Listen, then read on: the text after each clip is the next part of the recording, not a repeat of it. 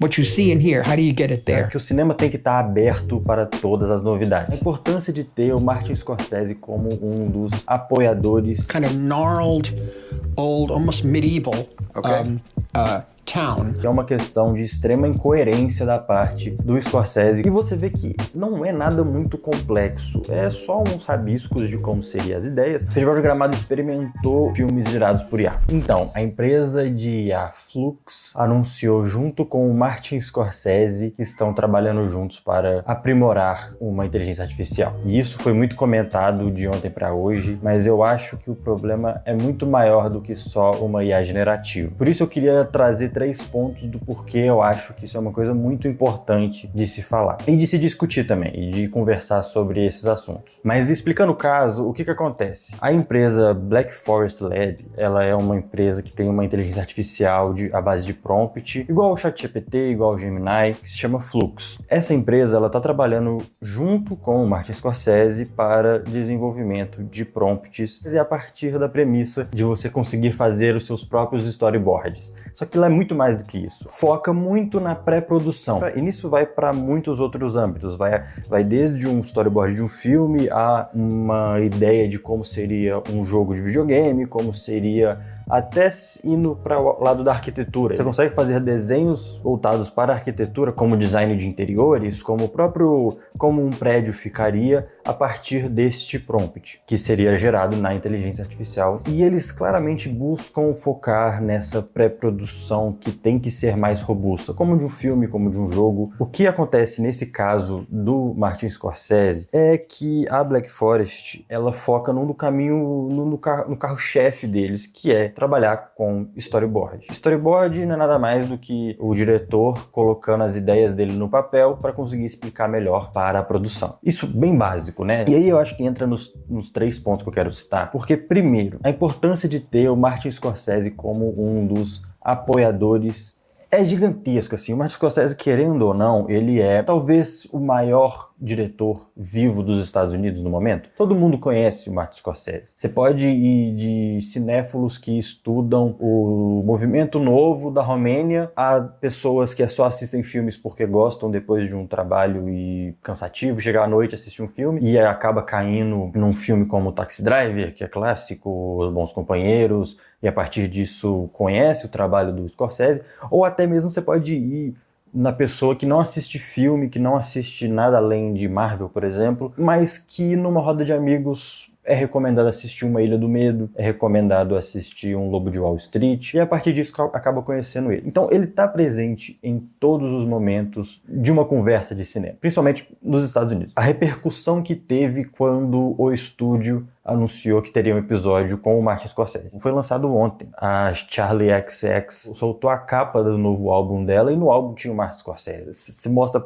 claramente como o impacto dele ainda é muito grande. E ter essa pessoa meio que chefiando e colocando a cara para mostrar que a sua empresa está crescendo, está indo por esse caminho, é algo que eu não preciso falar o quão importante é e quão impactante isso é para o mercado. E sem falar na história do que é o Martin Scorsese, da importância que ele é para o cinema, nas coisas que ele defendia nos anos 80, nas coisas que ele defendia nos anos 2000. Sempre teve uma ideia um pouco controversa sobre as opiniões dele, mas ele sempre estava em voga nos assuntos. E aí a gente entra no segundo ponto que eu quero falar, que é uma questão de extrema incoerência da parte do Scorsese com o que ele fala. Dentro de todas as conversas que ele teve, as entrevistas que ele falou, que o cinema tem que estar aberto para todas as novidades. Isso muito baseado na ideia que ele fala que em Hugo Cabret ele usou animações 3D, ele usou efeitos especiais, desde quando as tecnologias começaram a ser mais viáveis. Ele usa nos filmes dele e ele nunca escondeu. Só que aqui eu tenho uma grande opinião que vai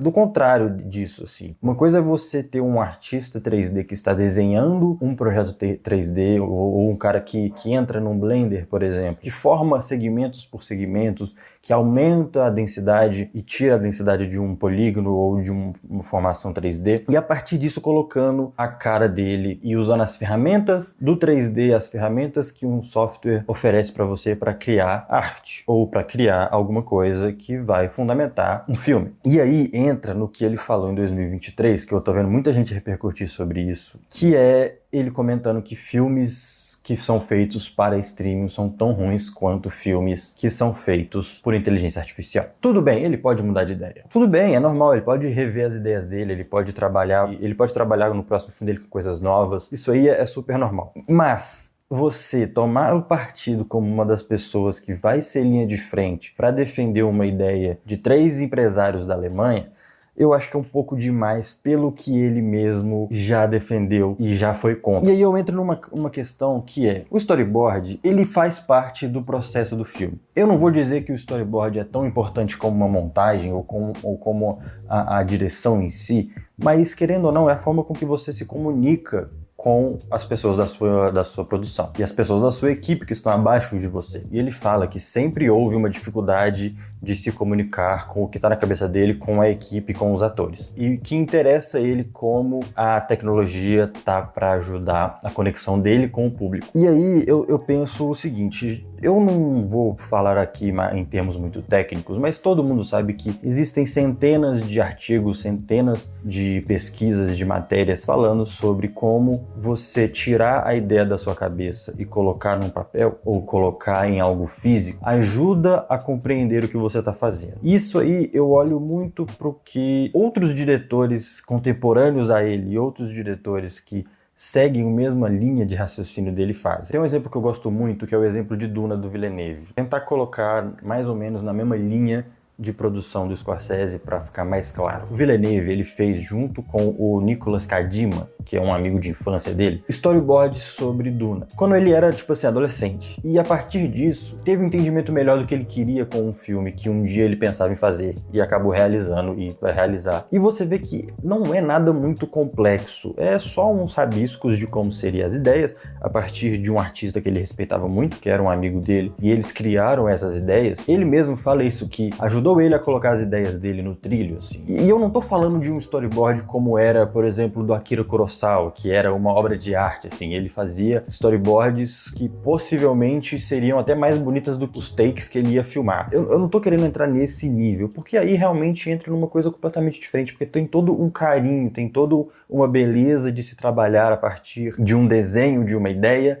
para se mostrar com o verdadeiro sentimento que você está tentando colocar no papel, ou que você conseguiu colocar no papel para o seu DP ou para o seu assistente de direção. E não é indo num caminho de como o Miyazaki fazia. Na verdade, eu acho que o exemplo do Miyazaki entra muito nisso. Entra um pouco, na verdade, por ser animação, ele conseguia mostrar de forma nítida o que ele queria, pelos traços serem parecidos com o que seria o resultado final. Eu, infelizmente, não tenho nenhum livro de storyboard, eu queria muito ter para mostrar, mas tem imagens na internet e eu vou estar colocando para conseguir demonstrar o que eu tô querendo falar. E voltando no que o Villeneuve faz, a partir desses sketches, desses storyboards, ele consegue mostrar de forma extremamente precisa o que ele quer. E é isso que me soa estranho, porque os storyboards do próprio Scorsese são famosos. Ele mesmo já falou algumas décadas atrás que era importante para ele colocar no papel e ter esse diálogo com o seu DP. E nisso entra outra questão que eu queria falar, que é sobre como o Scorsese fala sobre a pasteurização do cinema, que o cinema não tem mais alma, que o cinema tá ficando tudo igual. E os exemplos que ele quer trazer para o seu diretor de fotografia, para os seus assistentes, para o seu diretor de arte, são ideias de um banco de dados da internet. Porque o Flume, ele não é diferente de um ChatGPT.